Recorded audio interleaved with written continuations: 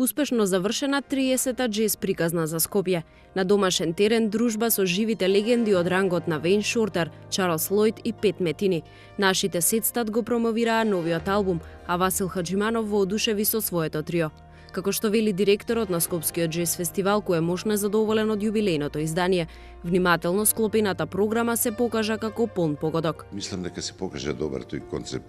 Зошто да не, ајде да ги заборавиме огнометите и туку да се посветиме на публиката да добие уште поквалитетно издание и да тој јубилеј практично го поделиме со публиката. Бело Пета нагласува дека публиката е главната причина и поддршка за долгиот и успешен живот на Скопскиот джез фестивал.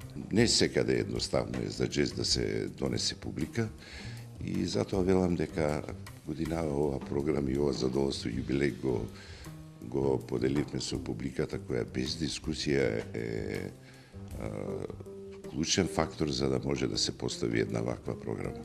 Додава и дека е зачуден од тоа колку посетители имало во 7-те фестивалски дена, со оглед на типот на музика со кој најмногу се хранат граѓаните.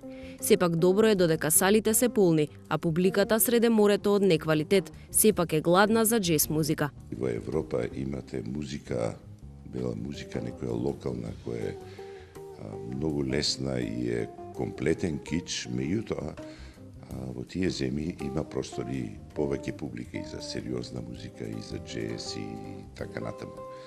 Значи, треба да се бориме за еден подобар баланс. Како што велат од Скопје Джез Фест, плановите за догодина се веќе во тек. До тогаш ќе се насладуваме на монографијата по повод јубилејното издание, од кое 24 вести има ексклузивни снимки. Незината промоција ќе се случи за 10 дена. Според најавите, таа ќе биде наш амбасадор во странство, а ќе се најде и во продажба во дел од домашните книжарници.